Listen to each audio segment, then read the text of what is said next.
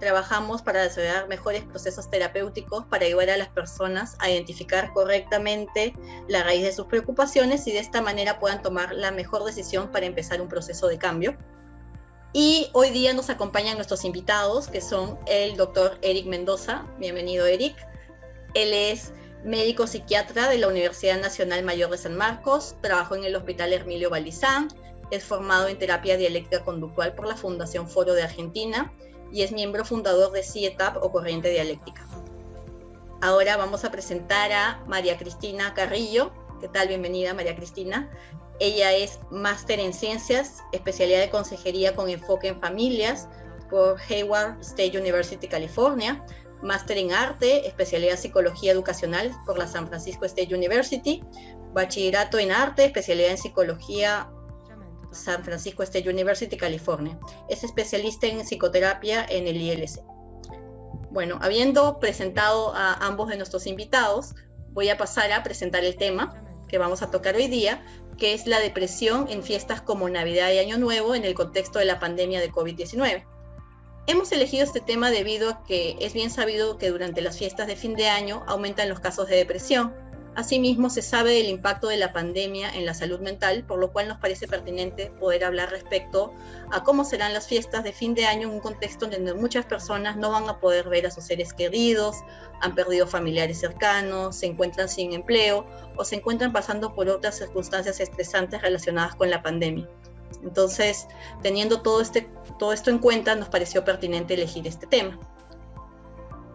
Vamos a empezar entonces, es un conversatorio básicamente, y antes que nada, me gustaría, ya que vamos a hablar de la depresión en el contexto de las fiestas con el COVID-19, lo que yo quisiera que hagamos primero es definir ¿qué es la depresión? Muchas veces se utiliza coloquialmente este término y uno escucha a personas decir estoy depre o tú estás depre para referirse básicamente al hecho de que están tristes. Entonces, primero quisiera que podamos hacer una definición de lo que es la depresión, en qué se diferencia la tristeza de la depresión, a qué llamamos depresión, qué otros trastornos lo acompañan, qué síntomas son característicos de este trastorno. De repente, el doctor Mendoza podría... Gracias, Graciela. Me siento halagado cuando me dice doctor Mendoza. Por mí que me digas Eric, estoy cómodo. Me siento más en confianza. Está bien, Eric y Maruja entonces. Gracias. Sí, con el permiso de Maruja. Y qué bueno, primero que nada agradecerles la oportunidad de poder reunirnos y conversar. Creo que siempre es una linda ocasión podernos reunir y hablar de diversos temas, y mayor razón si tiene que ver con tan importantes como nuestra salud y nuestra salud mental, ¿no?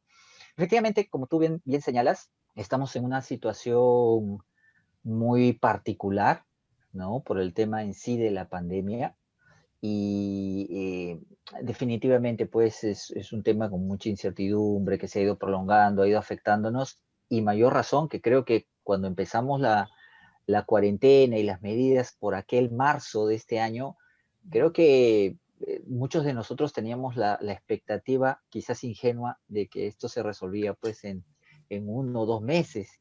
Y miren, estamos cerrando el año y vamos a estar semiconfinados, digamos de alguna manera, porque es lo que hay que hacer. Eso obviamente crea un contexto distinto al hecho de que en fiestas evidentemente pues sí hay una afectación de diversas maneras, una reagudización, puede haber alivio también en los distintos problemas que podamos tener en salud mental. Pero respecto a lo que planteabas de lo que podríamos hacer esa disquisición entre lo que es la tristeza y la tristeza patológica que da obviamente el fundamento, la raíz de la depresión. La tristeza es un estado emocional, digamos así, es una emoción que es parte de nuestro repertorio emocional y tiene que ver con cómo nosotros reaccionamos ante las cosas que suceden, o externa o internamente, ¿no? Y es algo habitual. Es verdad que coloquialmente solemos decir estoy depre cuando evidentemente estamos experimentando la tristeza, cuando evidentemente nos estamos sintiendo no solamente con un ánimo bajo, sino que además, obviamente, con el impulso de actuar en función de la tristeza. La tristeza como emoción nos dice, hazte bolita, quédate en la cama, no te levantes, cierra las cortinas, ¿no? Y encima piensa o haz cosas que curiosamente como que acrecentan o le dan un poco de combustible a la tristeza. Cuando esta tristeza, como parte de la reacción de una persona, va tornándose permanente, frecuente, la mayor parte del tiempo, y se va intensificando, o sea, la intensidad es en incremento, ¿sí? Y comienza a manifestar otros síntomas, digamos así, como efectivamente una marcada pérdida de energía, una marcada pérdida de motivación y ganas para hacer las cosas, la sensación de ya no experimentar placer por cosas que antes nos eran placenteras. A nosotros que nos gusta hablar en términos técnicos le decimos anedonia. Ahora, más adelante, en el mapa que tenemos, vamos a hacer algunas disquisiciones, pero a veces no es solo tristeza, también puede haber mayor irritabilidad o mal humor, ¿no? Obviamente eso ya va configurando con alteraciones del sueño, con alteraciones del apetito, y generando disfunción en las diversas áreas de la persona. Eso es lo que ya configura la depresión per se. Y claro, obviamente, de acuerdo a la intensidad, le vamos a poner gradaciones, ¿no? Digamos que esa sería la forma como me gustaría a mí de repente ver el concepto de cómo una tristeza, como parte del repertorio emocional normal, natural de una persona, puede abigarrarse y hacerse más intensa y profundizarse, perennizarse y acompañarse de otras molestias para que ya estemos hablando de un diagnóstico, digamos, ya como el de la depresión. Muchas gracias, Eric. Maruja, ¿quisieras de repente agregar algo? Bueno, enfatizar en que la tristeza que se está dando se va dando de una manera constante. Es algo que la persona vive, experimenta y no sabe cómo salir de ahí. Por eso es que van aumentando los diferentes factores, ¿no? Se encierran en el cuarto, no quieren salir, a lo mejor lloran bastante, a veces no pueden identificar el por qué están llorando, pueden dejar de comer, pueden dejar de dormir, y de acuerdo con la edad también van mostrando diferentes conductas, ¿no? Entonces, ahora que estamos encerrados, ¿cómo estarán pasando los padres que no han tenido el entrenamiento, el conocimiento de saber si la persona, el adolescente o la persona adulta ha estado en una etapa deprimida antes del COVID y que con estos factores nuevos están poniéndose más densos? O si es algo nuevo y que ojalá que con el pase del tiempo y las mejoras de salud en la sociedad, las cosas vayan a cambiar, ¿no? Entonces, ese es el estrés en que estamos encontrándonos ahora cuando estamos hablando con las familias o las personas que nos están llamando, ¿no? ¿Estoy deprimido o qué cosa es lo que me está pasando, ¿no? ¿Qué cosa es lo que está pasando? Antes no era así. Ante ciertos problemas no era así. Ahora estoy sintiendo de otra manera, ¿no? Entonces hay que comenzar a elaborar con la persona con la que estamos trabajando a ver si es realmente una depresión, una tristeza honda, que ya viene con otra historia a lo mejor, o si es algo que va a poderse mejorar con el transcurso de las intervenciones que vamos a estar haciendo, ¿no? En ese caso yo ya le pondría también un poco de tono de ansiedad. Las personas están ansiosas, que ya viene a ser algo comórbido, ¿no? Es depresión con ansiedad o es solamente ansiedad y como estamos ansiosos, también tenemos ganas de llorar, no sabemos con quién conversar, ¿no? También podemos dejar de dormir o comer más o comer menos. Algunos síntomas son muy parecidos. Y entonces ahí estamos los profesionales para poder ayudar a identificar cuál es realmente el diagnóstico con el cual vamos a trabajar para poder superar esta etapa, ¿no? Bueno, es cierto que hay una comorbilidad, ¿no? Entre la ansiedad y la depresión. Sí, hay sí, y hay con otros diagnósticos también, ¿no? Con el bipolar también. ¿Está pasando el bipolar por su etapa de depresión o qué es lo que está pasando con la persona en ese momento, ¿no?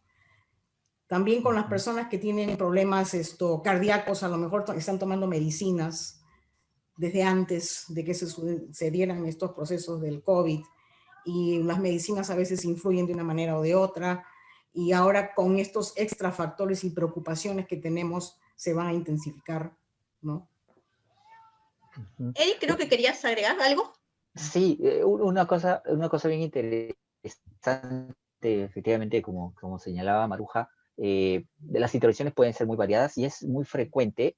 Hay una interrelación, por decirlo, parentesco a nivel neuroquímico entre los desbalances químicos que están relacionados a la depresión y los desbalances químicos relacionados a la ansiedad.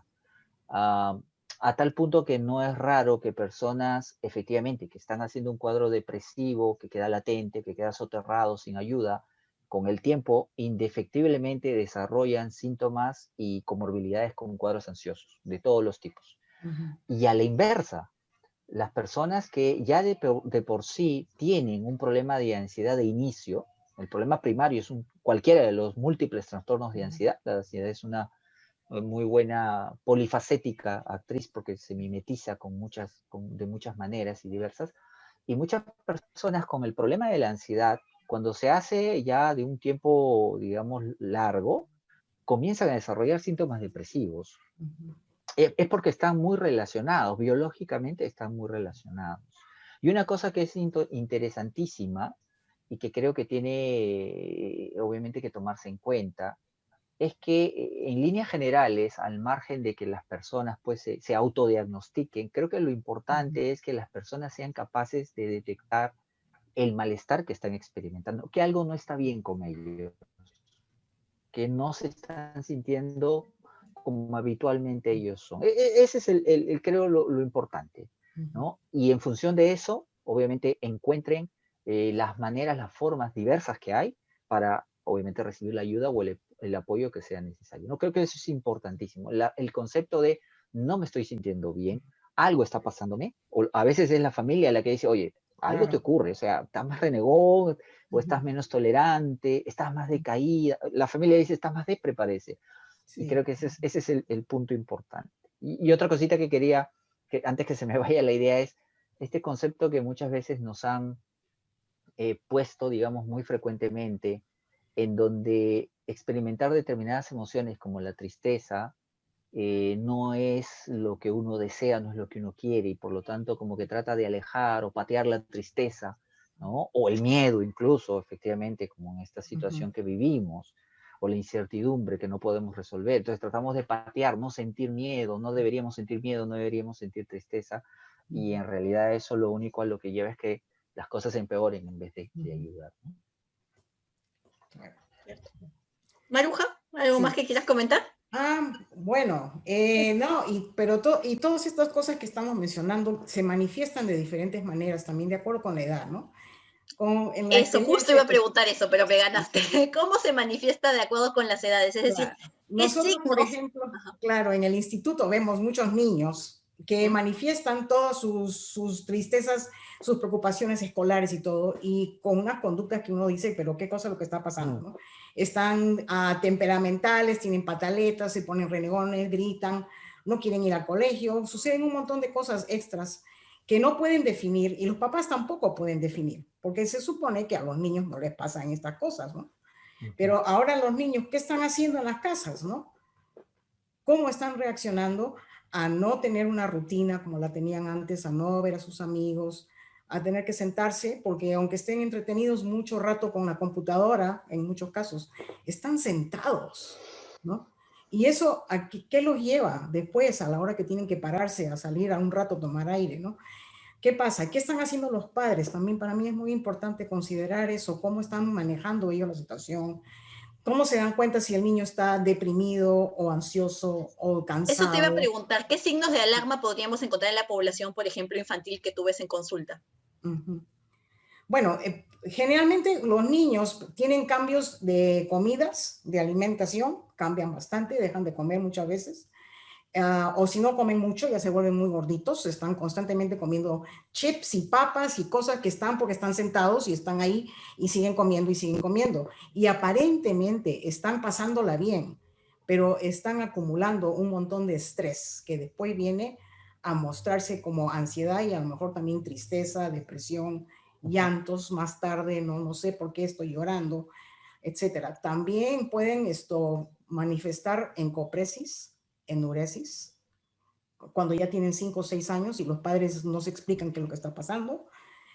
Pero pueden empezar a notar, ahora que estamos haciendo las cosas virtuales, pueden empezar a notar todas las observaciones que van viendo del niño, que está haciendo el niño que no hacía antes, ¿no? Que no hacía antes de empezar este COVID y en quedarse en casa, ¿no? Con cuáles son las diferencias. Entonces, empezar a conversar con ellos para ver cuáles son las diferencias conductuales que se están manifestando con el estrés, ¿no? Buenísimo. Gracias, Maruja. Eric, de repente tú trabajas con población de adolescentes y adultos. De repente nos puedes comentar un poco cuáles son los signos de alarma que podríamos notar.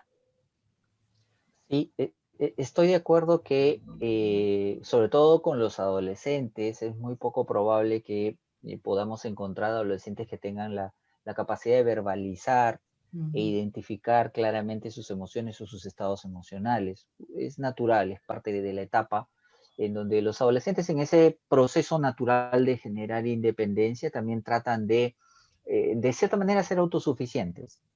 ¿Sí? Entonces, lo que se va a observar son más bien cambios en los patrones conductuales. Van a haber conductas disfuncionales. Por ejemplo, vamos a tener adolescentes que, ahora que aún estamos en algunos terminando la escolaridad virtual, que no se conectan o que están con la cámara apagada, no hacen las tareas. En casa, obviamente, paran más aislados, encerrados. Quizás hay cambios marcados por ejemplo, tareas que antes realizaban y que eran parte de su rutina que dejan de hacer, dejan de contactarse con los amigos, a veces dejan de ciertas rutinas saludables que tenían, salir a caminar, salir a pasear a la mascota, jugar con la mascota, lo dejan de hacer. Entonces, efectivamente aquí la observación para ver estos cambios de conducta, de patrones conductuales, creo que son importantes. También se ve en ellos la afectación de, obviamente, lo que son hábitos, como el sueño, comienzan a invertir el horario del sueño, comienzan a dormir más tarde, ¿no? Comienzan a levantarse más tarde o a dormir, digamos, siestas más prolongadas. La siesta, el concepto de siesta es de 30 a 45 minutos, como los franciscanos, ¿no? Pero a veces estas siestas pues se prolongan más bien a intervalos de sueño anómalos, estamos hablando de 2 o 3 horas de sueño, ¿no? Durante el día, y terminan en la inversión del sueño o la interferencia del sueño. Puede haber la presencia de pesadillas, la afectación de la alimentación, puede ser efectivamente, como bien decía Manuja antes, o el apetito disminuye y se restringe, o más bien hay evidentemente los episodios de atracones, ¿no? Y algo que hay que tener muy en cuenta, que sí, es algo que se puede ver en momentos de confinamiento por los estresores crónicos, es el tema de los patrones de alimentación, ¿no? Estamos hablando de conductas restrictivas, marcar algo que también creo que lo habíamos mencionado antes, que tiene que ver con la reacción de los papás, porque tomemos en cuenta que los papás, los padres, están obviamente dentro del mismo contexto de la pandemia y manejando y lidiando con los estresores propios de la pandemia. Y para cualquier adulto es muy difícil lidiar con esto. Y por supuesto que eso lleva a que sean menos efectivos al momento de interactuar y ayudar a los adolescentes. Acabo de ver en el chat que es cierto, o sea, la irritabilidad, si bien es un marcador bien importante en niños, también es un marcador muy importante en adolescentes. Los adolescentes pueden incluso tener estallidos de impulsividad como parte de los cuadros depresivos y ansiosos. Y obviamente a veces se les toma pues como el adolescente muy rebelde o que nos quiere sacar las famosas canas verdes, ¿no? Y hay que tomarlo en cuenta, es obviamente el cambio conductual. En los adultos, yo diría que hay un poco la diferencia en que probablemente no es tan frecuente que nos digan del ánimo triste. Es más frecuente que nos hablen de más bien una pérdida de energía o aburrimiento frecuente, que es la anedonia, que es la falta de experimentar placer, y la irritabilidad. ¿sí? Más que como la tristeza per se. Claro que puede haber aburrimiento y pérdida de energía. Gracias, Eric. ¿Te gustaría, de repente, Maruja, agregar algo sobre alguna población específica? ¿Signos Bueno, de alarma, de alerta? sí, ahora que estamos conectándonos también de diferente manera con el público, últimamente estoy recibiendo bastantes conexiones con personas mayores de 75 para arriba, ¿no? Que han estado a lo mejor viviendo independientes, ya sin los hijos, ya saltaron la tristeza del nido vacío y todo eso, y han reaprendido a tener otra vida social, a salir de otra manera, y ahora están confinándose, pero ahora también he notado que el estrés ha aumentado durante esta última semana un poco más, porque se están dando cuenta que el COVID se va a prolongar. Y muchos están entrando en esa ansiedad terrible que también se va a volver depresión después de que a lo mejor ya no van a volver a ver a su familia y que esta hubiese sido la última oportunidad de pasar la Navidad juntos, ¿no? Hubiese sido. Entonces, esa ansiedad es la que me está preocupando bastante porque ya se ponen a llorar, pierden el apetito, comienzan a decir que no, ya no quiero estar aquí porque soy un estorbo, nadie me puede venir a ver, ¿qué voy a hacer? Ya no quiero cocinar, no quiero hacer nada, no tengo ni siquiera amigos que puedan venirme a ver, ¿no? Y esa es una cosa que sí me está preocupando bastante porque ¿qué va a pasar con una segunda vuelta, no? Muchos de estos abuelitos, digamos, manifiestan bueno, que este año va a ser diferente, porque incluso los nietos, que son gente joven, muchos de ellos han roto las reglas y se han ido a parrandear en grandes grupos. Y ahora tienen la preocupación de que los nietos vengan a saludarlos, porque a lo mejor están cargando el COVID, ¿no? Y ellos tienen ganas de cuidarse para seguir avanzando en su vida, para poder regresar a lo que antes era su vida normal social, ¿no? Especialmente social. Y ahora tienen miedo. El miedo está también aumentando bastante.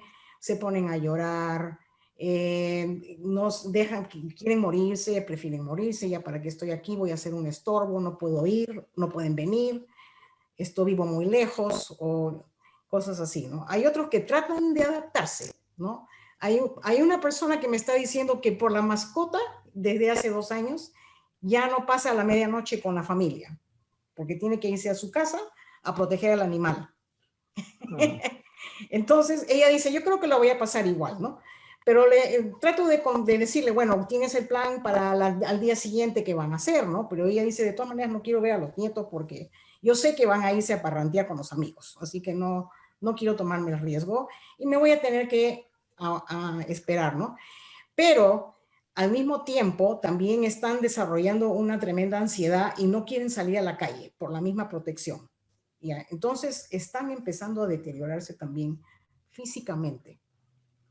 Ya las personas no pueden bajar y subir las escaleras como antes, caminan por la calle, van a la farmacia, están temblando, ahora ya le tienen miedo al tráfico, antes no les importaba, y comienzan a venir muchos más factores que comienzan a interferir con su tranquilidad, con quién sabe la alegría, pero señora, usted va a tener un año más, ya se va a ir el COVID, pero ya no viene la noticia, que viene la segunda vuelta, ¿no? Y todos esos estreses que realmente son reales, ¿no? Son reales, ninguno es fantasía ni nada creado. Entonces es algo que también, yo también digo, me encuentro también prácticamente en la misma situación, tengo que transformar mi vida completamente, no voy a poder salir mucho con las amistades, a no ser que sea de lejos, no es igual. Los abuelitos están esperando que los nietos se acerquen físicamente como antes, a recibir un abrazo, ¿no? A sentir esa parte corporal que es muy necesaria, física, ¿no? Y no la van a tener y tienen bastante miedo, y no están durmiendo, están sucediendo muchas cosas más. Aparte de las taquicardias, están yendo al médico para tener revisiones, que si tengo taquicardia, que si tengo unas migrañas y se manifiesta de forma somática de otras maneras, ¿no? Que pueden ser peligrosas también. De hecho, has hablado de abuelitos que te hablan de que para qué vivir, ¿no? Hablamos también de repente ideación suicida, riesgo suicida. No sé, Eric, ¿qué has visto en la consulta en relación a depresión y riesgo suicida y el contexto del COVID ahorita? No sé si nos puedes comentar? ¿Cómo estás viendo a los pacientes?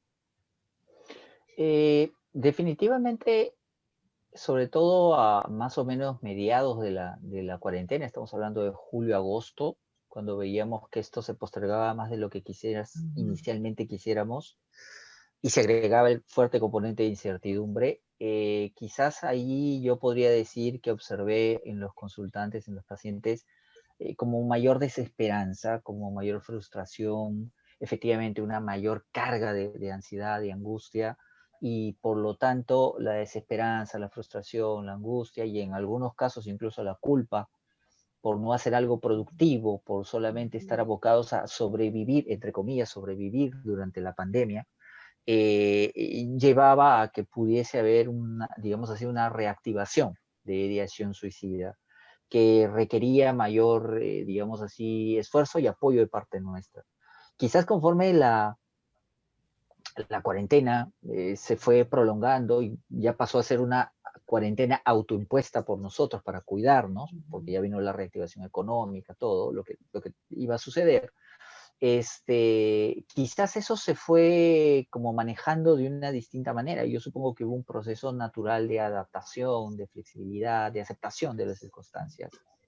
Ahora, sí es cierto que hay una cosa bien importante con las fiestas de fin de año también.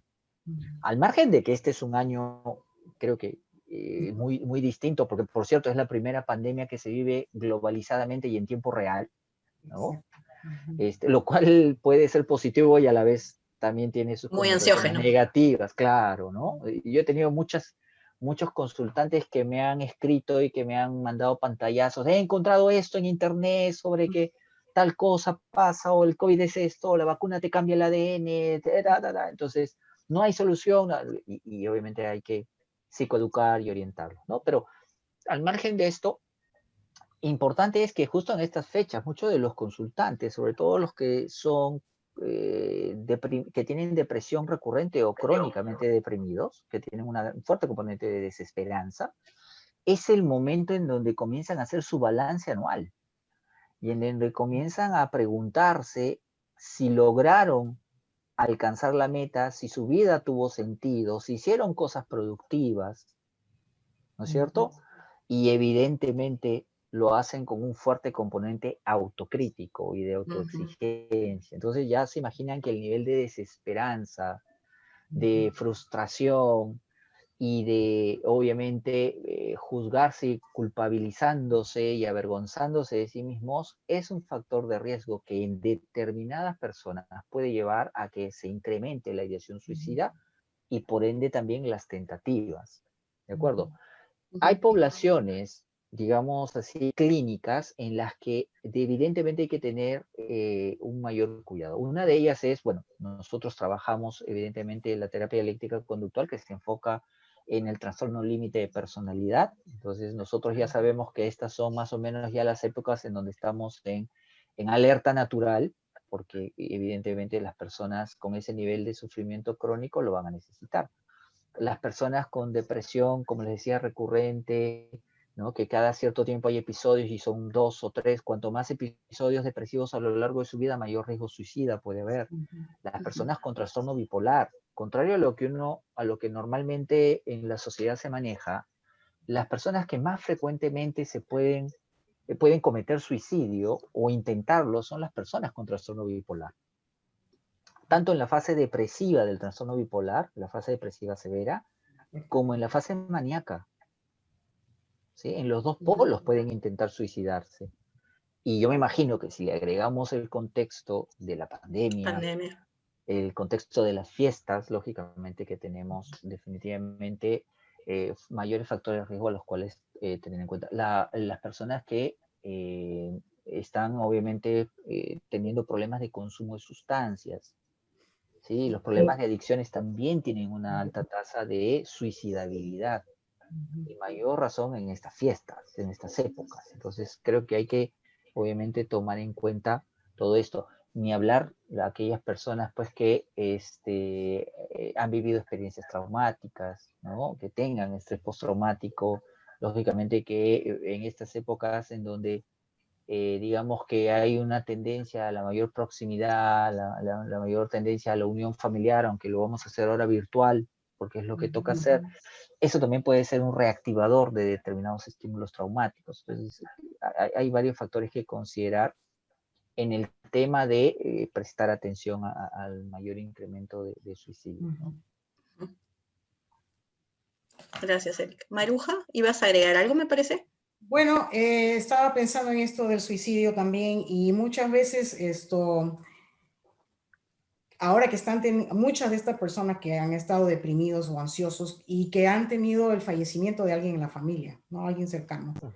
Y muchas veces he tenido conversaciones con familias que dicen, bueno, sí, creyeron que la quinceañera no iba a influenciar y armaron una fiesta y a las 2 semanas se muere el abuelito, ¿no? O la abuelita. Y comienza la culpa, ¿no? Soy responsable, ¿hasta dónde soy responsable? Yo quise tener mi fiesta, mis amigos vinieron, hubo alcohol, hubo a lo mejor fumaderas, cigarros, no sé. Y no se preocuparon de hacer algo con los abuelitos que estaban viviendo en la misma casa, ¿no? De mantenerse aislados por un tiempo, o a lo mejor ellos hacer la fiesta en el jardín. Es que no planean bien. Parece que muchas de las cosas que andan haciendo es por la desesperación de no tener una vida social, lo hacen impulsivamente. No están planeando bien, no están considerando las cosas, ¿no? Entonces ya viene la culpa y ¿qué van a hacer con esa culpa, no? ¿Cómo van a resolver ese problema ya personal, ¿no? Y quería agregar, perdóname, a propósito de lo que menciona Maruja, algo que tenemos que tomar en cuenta son los daños colaterales de la pandemia. Es cierto que ahora uno puede, ya puede sacar su cita y algunas especialidades pueden trabajar virtualmente, pero hay otras especialidades que obviamente ya puede ir uno y el médico con todos los protocolos de seguridad los atiende. Pero estamos hablando que eso se ha reactivado hace mes y medio, a lo mucho, 2 meses. Entonces, durante 7 meses, personas que no tenían COVID y que probablemente requerían, sobre todo pensando en las personas de efectivamente tercera edad, que como es natural el cuerpo se va deteriorando, van apareciendo las diversas enfermedades que necesitan un control adecuado, ¿no es cierto? Y un monitoreo adecuado, han sido probablemente los más afectados porque no han podido ir desde algo como ir a chequear un problema ocular o un problema dentario o un problema cardiológico que necesita tratamiento regular, no lo han podido hacer, porque obviamente era el tema de no puedes ni salir por el riesgo del virus, la pandemia y todo lo que conlleva, ¿no? Yo tengo algunas personas, efectivamente, no es mi población en específico, pero de alguna manera termino viendo algunas personas de tercera edad que efectivamente han tenido, ya es seguro que salgan, pero incluso ellos prefieren todavía no salir por efectivamente el miedo a contraer el coronavirus. Y por supuesto, eso conlleva a que están tratando de, como decimos, hacer malabares para de repente estabilizar su presión arterial, de repente por ahí manejar un problema neurológico que necesita un control periódico y adecuado. Pero al final, efectivamente, eso también suma en desesperanza, ¿no? Eso suma también en niveles de angustia que definitivamente pues no son favorables, ¿no? Aquí nos han hecho una pregunta que dice, en los adolescentes irritables con problemas conductuales, ¿cómo se ve la afectación? Bueno, creo que han hablado un poco sobre eso, ¿no? Aumento de conductas impulsivas. Sí, yo creo que hay más el aumento de conductas impulsivas. No necesariamente impulsividad tiene que ser sinónimo de agresividad, ¿no? Puede llegar a la agresividad, tanto hacia ellos, la autoagresividad, como hacia terceros o los demás, que es la heteroagresividad, que probablemente es lo más llamativo. Pero conductas impulsivas puede ser el adolescente que se cierra en su cuarto y comienza a tirarle puñetes al colchón o a la pared, ¿no? O comienza a romper cosas, ¿no? O de repente que por ahí si cuenta con dinero o por ahí con una tarjeta o se consigue la tarjeta, ¿no? Y comienza a comprar cosas. Esas son cosas marcadas. Le comienzan a contestar de manera violenta o de manera, pues, desafiante, por ejemplo, a los profesores. Maltratan a ¿No? los animales también, a Claro, pueden llegar las al mascotas. maltrato, ¿no? Ujú. Ujú. ¿Algo Sí. más que quisieras agregar, Maruja? Me dio la impresión. No, esto de ¿No? adolescentes, más o menos que mantengo la distancia. Prefiero trabajar con los padres, ¿no? Los padres son los que tienen el contacto directo con ellos y son pobrecitos los que confrontan esas explotaciones, esos cambios que de hecho ya vienen con la etapa del crecimiento, ¿no?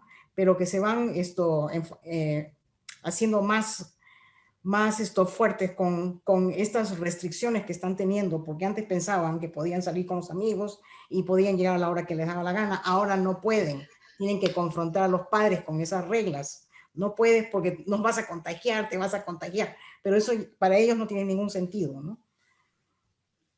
Sí, es verdad, yo tengo adolescentes que la medida conductual más efectiva ha sido el toque de queda.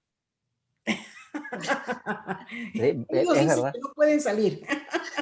El toque de queda. No, ya ha sido, no había forma de contenerlos y decía, me voy, ¿no? Me voy al bulevar en las playas del sur, ¿no? Me voy al bulevar, o me voy acá, me voy con mis amigos. Claro, cuando ya el orden era impuesto no por los papás, como bien dice Maruja, ni por personas allegadas, ni por el equipo terapéutico, sino es por, obviamente, las fuerzas del orden, ¿no? Son contingencias que son probablemente más disuasivas, ¿no? Aquí también tengo otra pregunta que me parece muy interesante, que es, existen diversas formas de abordaje emocional. Para muchas personas las fiestas, la Navidad, el Año Nuevo, están muy relacionadas a alegría, euforia, sin embargo para otras nostalgia, miedo, pena. ¿A qué se deben estas diferencias en la forma de afrontamiento? ¿Existen factores externos, por ejemplo, la economía, la pérdida laboral, que activan estas diferentes formas de afrontamiento? De repente hablando un poco ya de factores externos.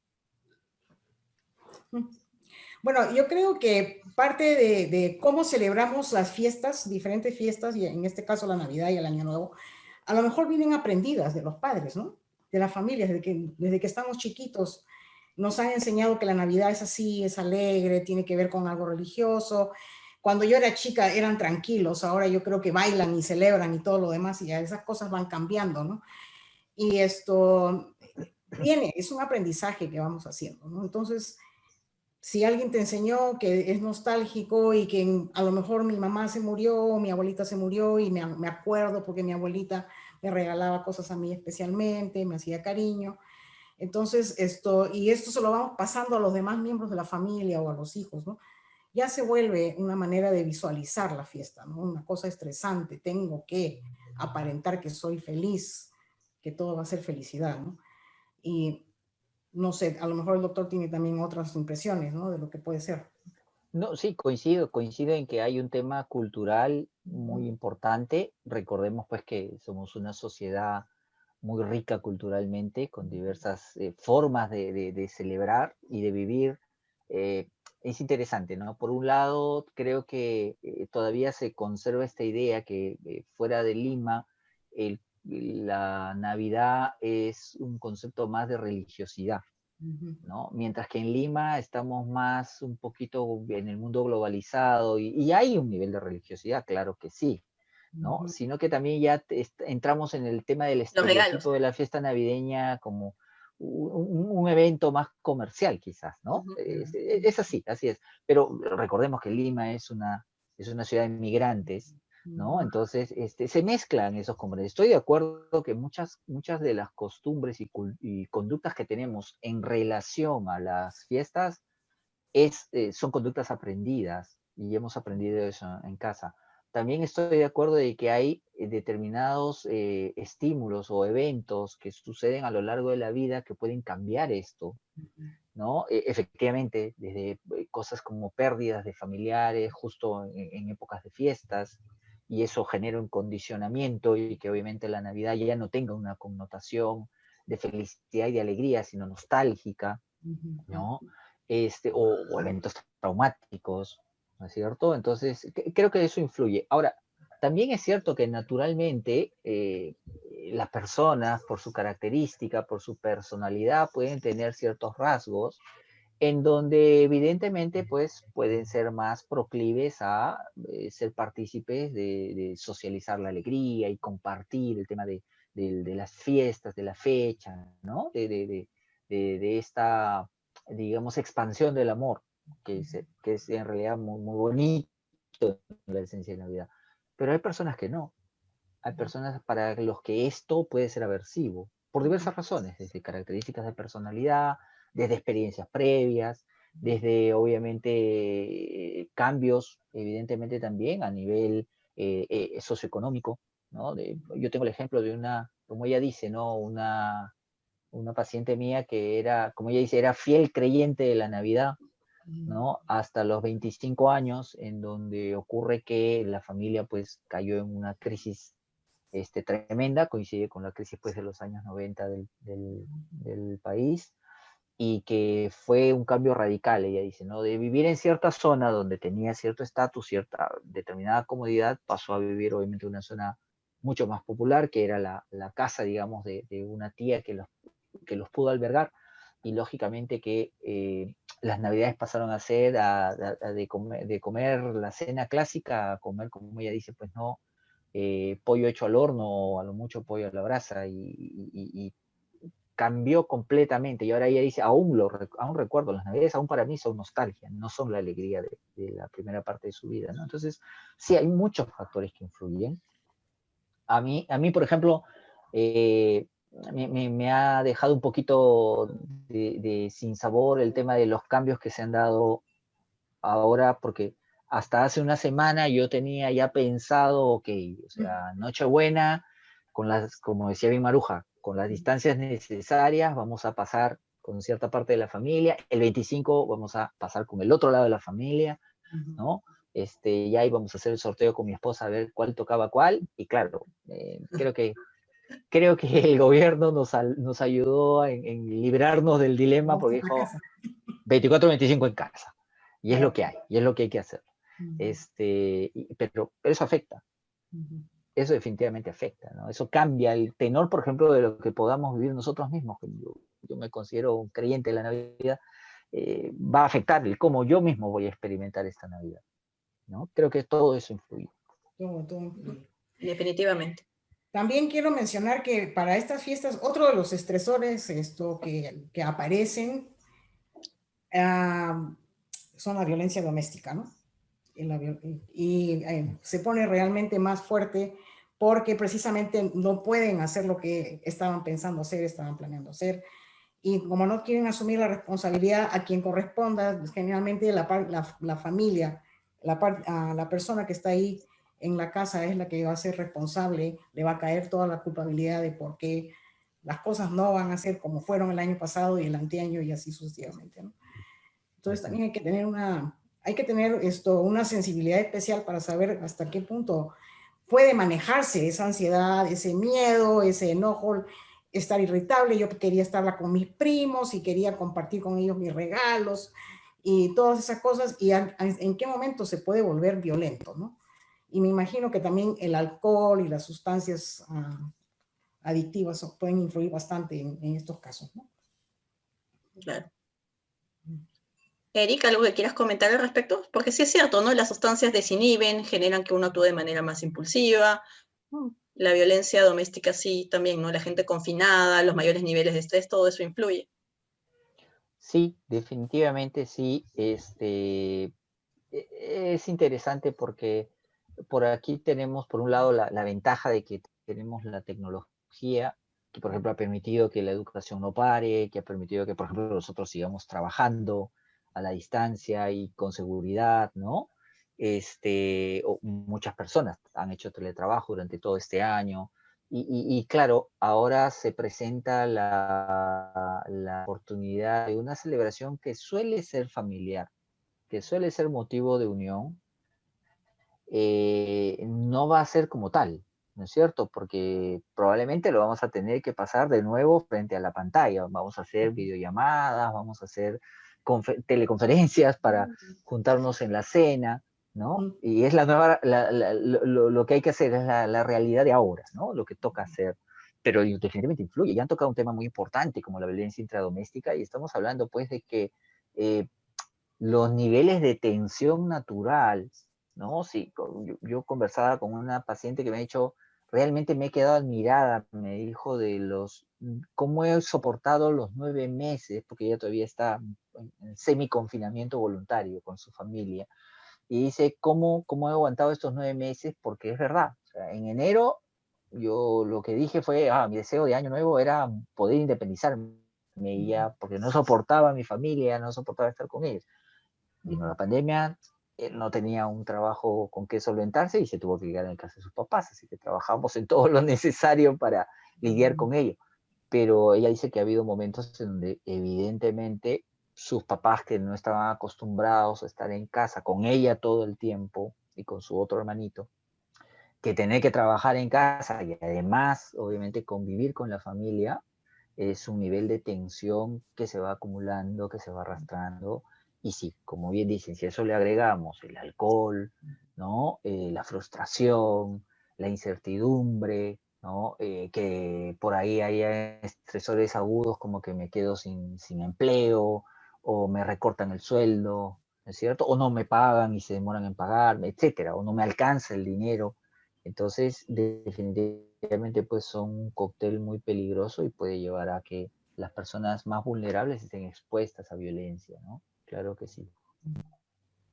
En relación, por ejemplo, a las investigaciones, hay una investigación de Estados Unidos que salió hace poco sobre síntomas de depresión en tiempos de pandemia, que indican que los casos de depresión se han triplicado y que las personas con ingresos más bajos, con menos ahorros y aquellas expuestas a factores más estresantes producto de la pandemia tienen un mayor riesgo de presentar síntomas de ansiedad y depresión durante la pandemia actual.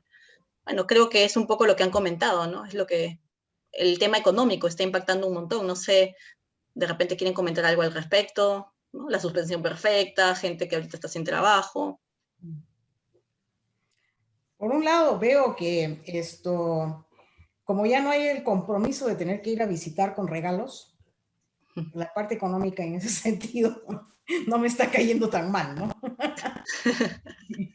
Pero sí, pienso en los niños que siempre han exigido el Nintendo de un número tal, el juego tal, y si el papá ha perdido el trabajo o le han disminuido las horas o el salario y la mamá se ha tenido que quedar en casa por alguna razón, a esos niños sí, me imagino que les va a tener que pasar, a esas familias les va a tener que pasar un estrés un poco mayor, ¿no? Porque tienen un compromiso ya directo con los niños que están pidiendo lo que siempre han pedido, ¿no? Y que ahora no les va a tocar por alguna razón, ¿no? Y eso también puede aumentar mucho más el estrés de los padres, ¿no? De los padres más que nada. Y cómo trabajar con los niños para explicarles que la situación, por más que la escuchen en la televisión, por más que de alguna forma se pueden dar cuenta de que las cosas están cambiando, no ven cómo les afecta a ellos directamente, ¿no? Pero eso que tiene que ver, ¿no? Yo quiero mi Nintendo, que es lo que escuché la vez pasada de la mamá, ¿no? Yo lo quiero, tú, me lo prometieron el año pasado y ahora me lo tienen que dar, ¿no? Entonces, esas son las cosas que puede ser de doble filo, ¿no? Para algunos puede ser un ahorro y para otros no tanto. Estoy de acuerdo con lo que dice Maruja, porque definitivamente nosotros tenemos, creo, un concepto que es bastante generalizado, que es que las formas en donde nosotros demostramos nuestra capacidad de éxito o de alcanzar felicidad tiene que ver con lo que tenemos y que muchas veces es visible, ¿no? Y sí, parece algo coloquial, pero es cierto, eso tiene que ver desde si damos regalos y qué regalos damos, Claro. ¿no? No solamente para nuestra familia, sino también para lo que se ve afuera. Entonces, si yo estoy en un momento en donde ya no puedo dar lo mismo que podía dar los años anteriores, definitivamente mi propio autoconcepto de éxito y mi autocompetencia va mermándose, va disminuyendo, ¿no? El mismo hecho es verdad que las personas que podemos tener, digamos, ciertas cosas materialmente conseguidas, hemos podido lidiar con estos 9 meses de la mejor manera. O sea, yo tengo que dar gracias a que mi trabajo se puede desarrollar, por ejemplo, a distancia, ¿no? Sin embargo, hay muchas personas que no lo han podido hacer. En la primera parte de la pandemia, por ejemplo, eso se vio muy grandemente, que se trató de trabajar con el tema de los bonos y todo, pero definitivamente es un problema social, porque más del 70%, creo, si no es 60%, es 70% del mercado laboral o de la población económicamente activa es informal. Entonces, una cosa es vivir, digamos, o transitar la pandemia sabiendo que tengo un sueldo o algunos ingresos, ¿no es cierto? O hasta ahorro, no sé, ¿no? O algo que pueda vender para solventarme. Y efectivamente otra cosa es encontrarme con que no me puedo ganar el sustento del día a día, y no solamente para mí, sino para mi familia. Creo que definitivamente eso influye muy negativamente, y claro que puede llevar fácilmente a estar vulnerables para depresión, para ansiedad, ¿no?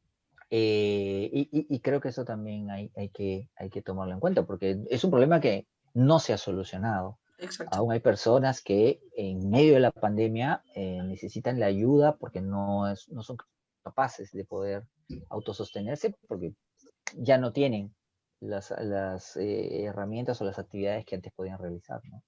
Es cierto, hay mucha gente que vive al día, como se dice, ¿no? Uh-huh. Exacto. ¿Qué otros trastornos de la salud mental se pueden ir desarrollando como consecuencia del COVID-19? ¿Algún otro? Por ejemplo, se habla mucho del trastorno obsesivo compulsivo. Sí, yo he tenido por lo menos fácilmente en todo este tiempo casi 5 a 7 casos de personas que han hecho debut con trastorno obsesivo compulsivo, y otras tantas que han reagudizado síntomas, obviamente en relación a contaminación, a limpieza, a la enfermedad. Un montón de casos de ansiedad generalizada y de ataques de pánico, agorafobia, ¿sí? Básicamente es lo que podía decirles en función del COVID, ¿no? ¿Maruja? Estoy de acuerdo, sí, esto ya las personas, es lo que estaba mencionando más temprano sobre las personas de la tercera edad, ¿no? Que ahora ya quieren salir. Sí. Y después viene la cadena de consecuencias, ¿no? Ya van perdiendo la fibra muscular, se les sube la presión, comienzan a tener esto, y que si no salgo, pero si salgo, y comienzan todos esos errores de la agorafobia, ¿no? Eso es algo. Y después esto también obsesionados con la limpieza. Tienen que, desde que están comprando, digamos que salen a la calle y le ponen el spray a los billetes, a la mano de la otra persona, después a la mano mía y después a la bolsa, y después llegan a la casa y no pueden entrar a la casa porque no se han sacado los zapatos, y se repite, ¿no? Se repite. Hay mucha gente que lo deja pasar y dice, bueno, no me pasó nada, ¿no? Y lo dejan pasar, pero hay otros que van en los opuestos, ¿no? Y hay que mantener cierta cordura y cierta razonable, ¿no? Pero cómo salir de esas obsesiones también. Si ya tienen la tendencia a ser obsesivos, se van a enfatizar más, ¿no? Y se van a preocupar mucho más. Es correcto eso. A veces los miedos se intensifican tanto que comienzan a caer en conductas que no son funcionales y viables, ¿no? Quiero comentarles el caso de un paciente mío que en medio de la pandemia tuvo un accidente, tuvo que ir a la clínica, que obviamente le realizan una sutura, finalmente no pasó mayores, solo tuvieron que suturarlo, pero obligó a su esposa a hacer aislamiento. Durante 15 días ella tenía que estar en otra habitación y él en otra, con mascarilla permanentemente, y como les decía, estaban echando el spray de alcohol, ¿no? Para desinfectarse. Obviamente no, es un miedo que ya es un miedo desequilibrado, en el sentido de que genera disfuncionalidad, que hay que trabajarlo, hay que abordarlo, pero hay una línea muy delgada que, dadas las circunstancias, hay que explorar con cuidado, ¿no? Justo creo que con eso tiene que ver la pregunta que nos han escrito ahorita por el chat, que dice, ¿qué opinión tiene de aquellos padres que por ningún motivo salen de su casa por miedo al COVID, por ser personas vulnerables? ¿Cómo eso afecta a la familia? Sí, debería ser pues esto, si viven con la familia se va a volver más notorio y más estresante, ¿no? Entonces comienzan seguro a salir esas expresiones, ¿no? Mamá, no haces lo suficiente, no te preocupas, ¿por qué crees que te va acusar a la persona como que tuvieran el problema y que están bloqueando todo para que no funcione, ¿no? Y es bastante difícil. ¿Qué hacer con ellos, no? Entonces, podemos ir juntos a lo mejor, ¿no? Vamos juntos a la farmacia para que veas que no pasa nada, ¿no? O que salga, a lo mejor tiene un acompañante, o si no vamos a trabajar con el perrito, vamos a sacar al perrito al parque. Muchas de estas personas tienen una mascota a la que tienen que cuidar y con ellos se puede trabajar paralelamente para ver si pueden empezar a decir si el perrito tiene que salir, de vez en cuando vamos a salir o vamos a buscar el momento del día en que haya menos gente por ese barrio, ¿no? Que haya menos tráfico también para que vaya saliendo. A lo mejor puedes tocarle la puerta a la amiga que tenías a 2 cuadras y saludarla y de lejito nomás, ¿no? Y poco a poco ir introduciendo diferentes maneras que la persona vaya regresando a lo que antes era, ¿no? Su vida social, su vida de salir afuera, al parque, ¿no? A leer un periódico, a lo mejor se pueden sentar ahí a leer el periódico en lugar de quedarse en la casa, ¿no? Buscar diferentes alternativas. Deben haber bastantes por ahí.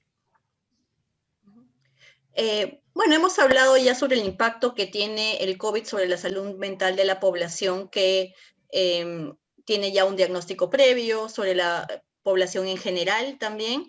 Y por aquí hay una investigación que, bueno, creo que tiene que ver con lo que habló Erika hace un rato, ¿no? Que la población más joven, bueno, también con lo que habló Maruja con respecto a los niños, la población más joven, así como la población que tiene enfermedades crónicas, se han visto muy afectados por el tiempo de confinamiento y el impacto de este en el estilo de vida. Es una investigación de España que se dio a inicios del confinamiento y que demuestra que a medida que pasó el confinamiento más era el nivel de afectación en términos de ansiedad y depresión. Entonces, yo me pongo a pensar que esto podría tener con muchísimos cambios en el estilo de vida, como que hay menos separación entre el trabajo y la vida personal. Los medios virtuales también, ¿no? Generan un desgaste mayor de energía, ¿no? Nos toman más, como que más esfuerzo para mantener la atención y la concentración. También el hecho de tener menos oportunidades para socializar en persona o a veces con menor privacidad. Yo lo veo eso en adolescentes, ¿no? Que les cuesta tener una sesión porque no tienen el espacio privado para poder tener la sesión, o la convivencia, ¿no? El mismo hecho de que, como ustedes dicen, ¿no? Todos están como que intentando sobrevivir a esta situación, manejando altos niveles de estrés y la convivencia se vuelve más difícil. O también hay una investigación que demuestra que el solo hecho de poder salir a estar en contacto con la naturaleza o con aire libre nos ayuda a bajar los niveles de ansiedad, y eso tampoco tenemos con el confinamiento. Entonces, no sé si ustedes han visto alguno de estos factores que quieran compartir con nosotros en la consulta privada. A mí me ha pasado efectivamente el tema de no tener un lugar propicio, privado para poder hablar. He tenido muchos consultantes que han tenido problemas de ese tipo y me han dicho, oye, dame un 5 que voy a aprovechar. ¿No te molesta si mientras hablamos estoy en el parque, he aprovechado a sacar el perrito sobre pretexto de estar en el parque y hablarle? No hay problema. Donde podamos hablar y te sientas cómodo, cómoda para hacerlo, lo hacemos. O me ha pasado que me dicen, oye, un favor, dame un 5 que me voy a encerrar. ¿No te molesta que estoy en el baño porque mis hijos están en clase o están ahorita, han salido de clase y están corriendo, jugando, buscándome? Entonces, para no perder la consulta, mejor me voy al baño para hablar contigo? Ya, perfecto. O sea, sí, eso ocurre, es real. Eso definitivamente sucede.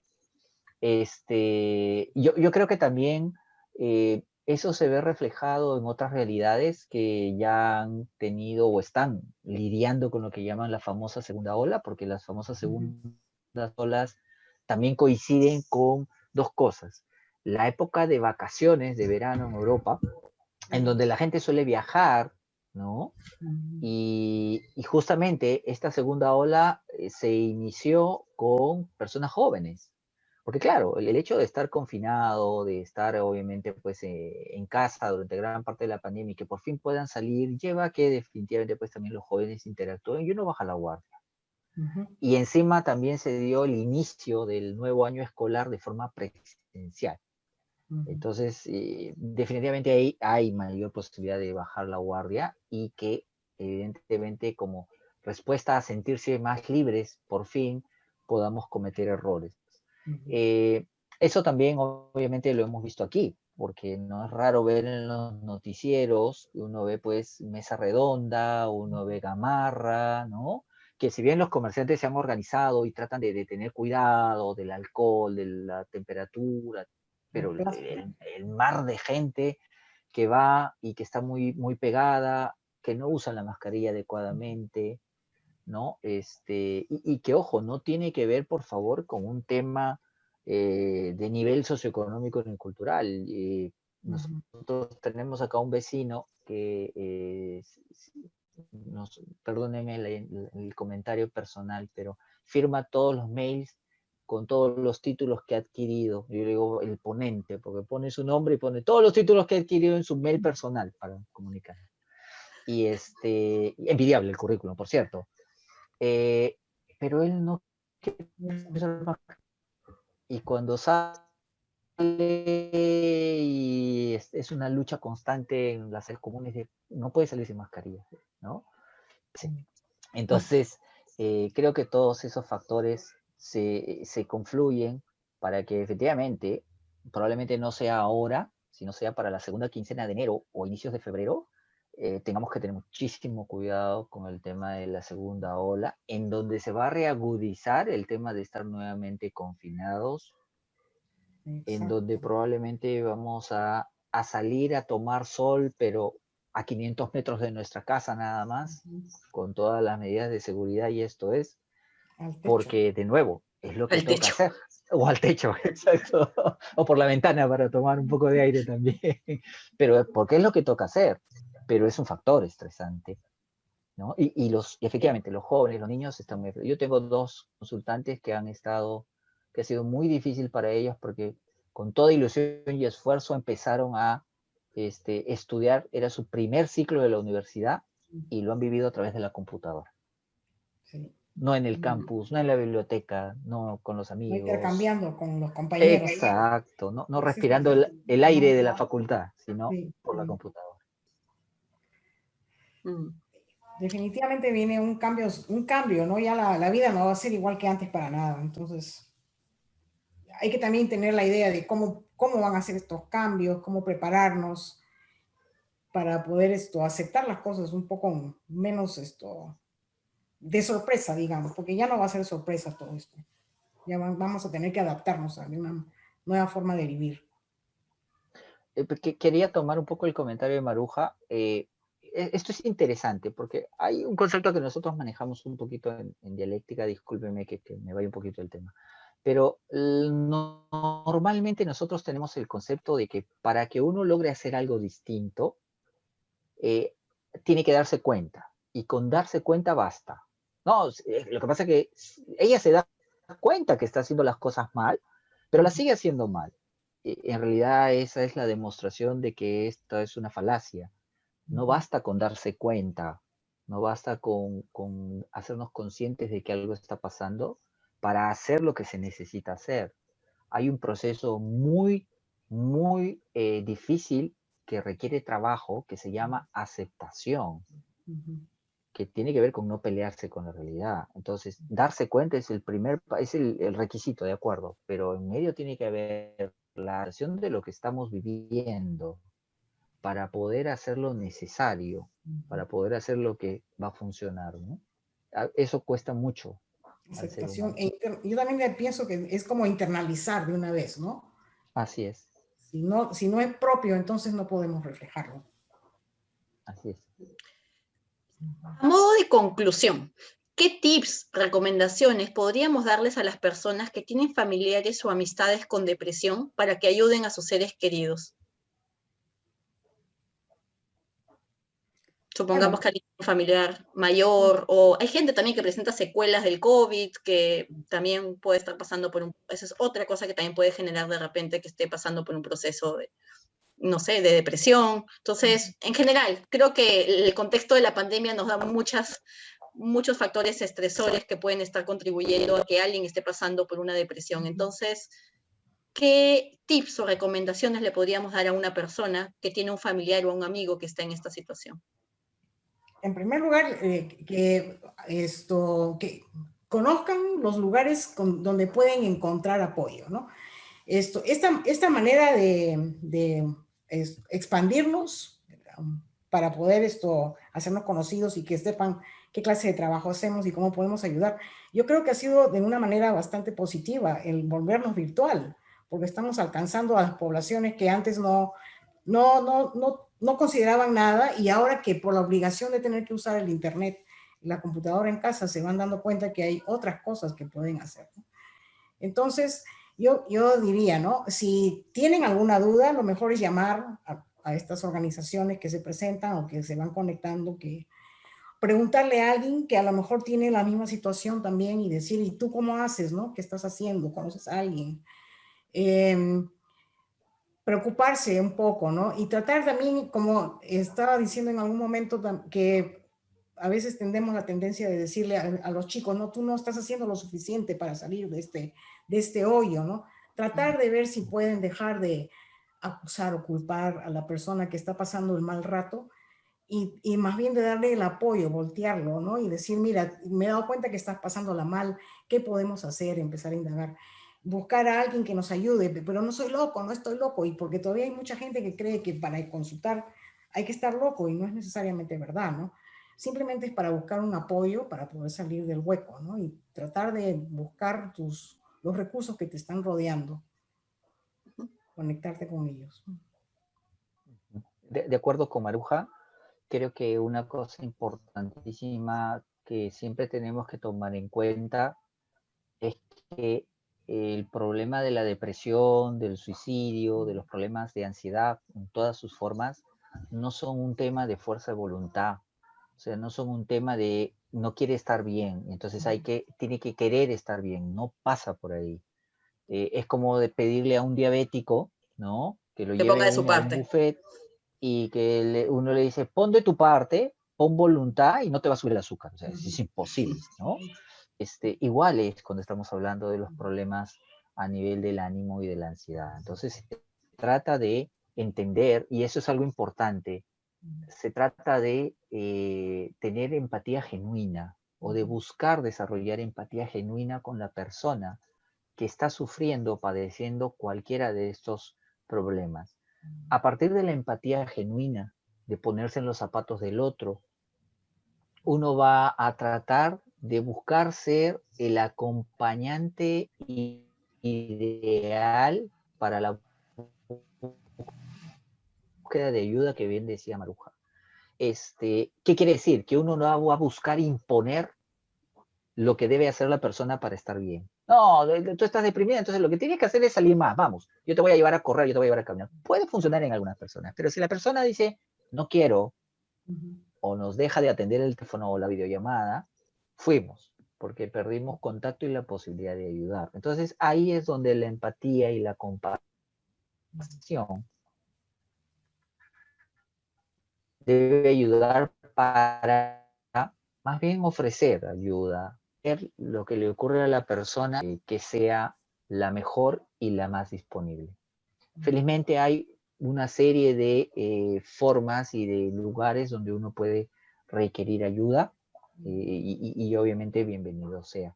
Si me permiten, por favor, uno puede poner salud mental y pandemia OMS en Google y va a salir un muy bonito manual de la OMS para profesionales y para público en general, que se descarga gratuitamente.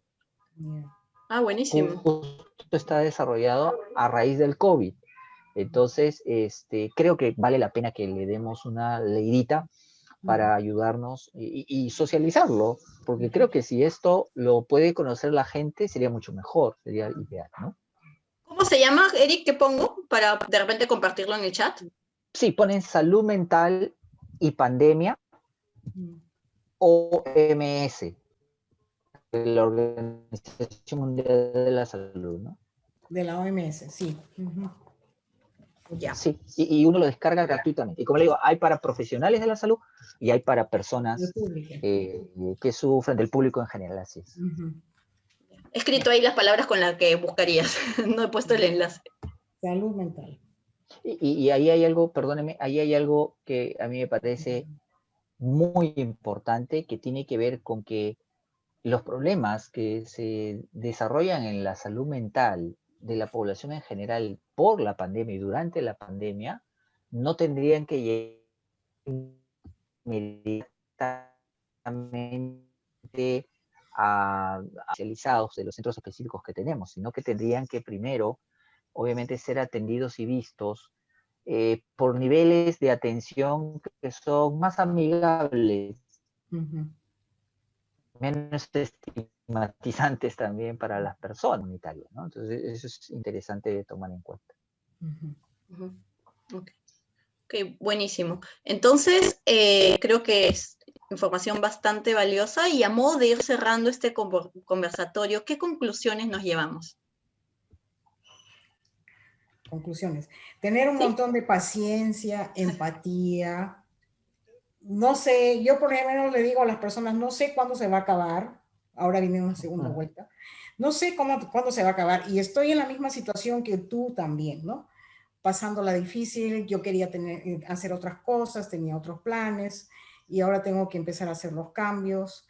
Y empezar a unirnos en ese sentido, ¿no? Estamos pasándola todos mal y algunos menos que otros, otros tienen una visión de poder ayudar un poco mejor. Para eso nos hemos preparado también y agarrarnos de las manos nomás y seguir, ¿no? Gracias, Maruja. Uno de esos tips. Coincido en que es una experiencia humana que transitamos todos. Los transitamos de distinta manera, eso es verdad.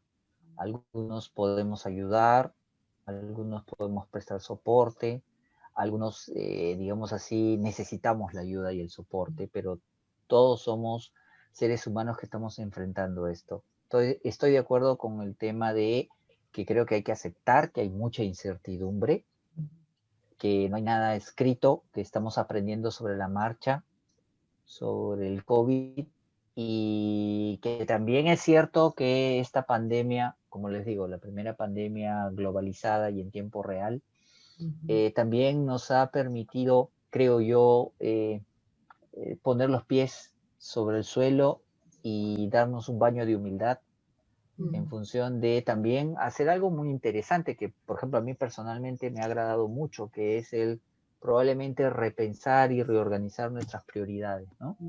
Creo que eso es algo importantísimo como parte de esta experiencia humana y creo que las personas que probablemente transitan la pandemia también con dificultades o tienen dificultades o afectación, probablemente van a necesitar del apoyo, de ser escuchados, de la compasión y de la ayuda para que ellos también puedan, digamos, enfrentar esta situación y efectivamente toca ser lo más flexibles y lo más contundentes en esforzarnos, en hacer lo necesario para poder sobrevivir la pandemia y en algún momento adaptarnos a lo que toque vivir.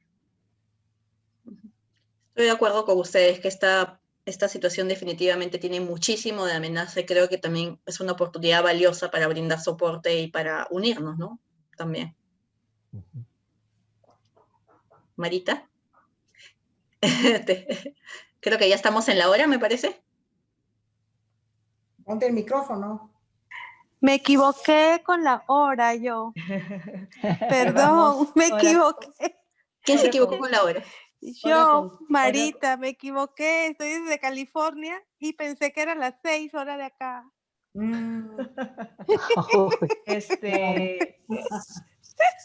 Pasan las mejores familias. Pasa todo. Perdón. Está grabado igual. Sí, ok, gracias. Muchas gracias, Eric. Muchas gracias, Maruja, Graciela. Y a nombre del Instituto Latinoamericano del Comportamiento, gracias por estos consejos, gracias por replantear nuestra vida actual.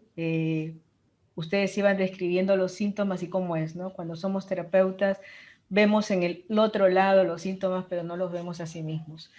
Hoy me tocó escucharlos y creo que iba haciendo mi listado, check, check, check, check, porque todos estamos pasando por un proceso difícil y lo único que nos queda es seguir adelante, ¿no? Unión, reflexión y lucha constante. Y gracias por habernos ayudado con las personas que de verdad están pasando momentos tan críticos como los niños, como los adolescentes. Me da mucha pena los de quinto de secundaria, que con tanta ilusión armaron una promoción hasta con sus ahorros, o los padres haciendo la cuota, el viaje, la ropa, la graduación. Y he visto fotos de algunos colegios que han ido a tomarse fotos individualmente dentro de los colegios para tener aunque sea un recuerdo, ¿no? Pero yo creo que estos adolescentes, de los que poco se habló, la están pasando mal, ¿no? Porque ellos son los que más necesitan salir, los que más necesitan socializarse. Se terminó socializando otra vez virtualmente. Los padres dicen, ya no sabemos si juega o no juega, está bien que juegue o no que no juegue, en fin, cosas que quizás en la salud mental, y los que estamos acá trabajando en eso, tenemos que reprogramar también nuestra forma de afrontamiento a esta nueva pandemia y a lo que viene. Muchísimas gracias, Eric, Maruja, Graciela, y a nombre de todo el equipo del Instituto Latinoamericano del Comportamiento, felices fiestas, con unión, paz y mucha lucha. Muchísimas gracias a todos por estar presentes. Mucho amor y mucha lucha. Muchísimas gracias a todos. Gracias, también. Muy estaba buenas noches. De trabajar con el doctor Eric. Sí, y ojalá se dé la oportunidad de nuevo, aunque sea otro tema. Sí, por supuesto, no lo vamos a perder. El próximo año tenemos que seguir adelante. Exacto. No. Muchísimas gracias. Yo encantado. Muchísimas gracias por la invitación y felices fiestas. Felices fiestas. Muchas gracias a todos. Felices fiestas también, gracias. Muchas gracias. Muy buenas noches. Gracias por todo.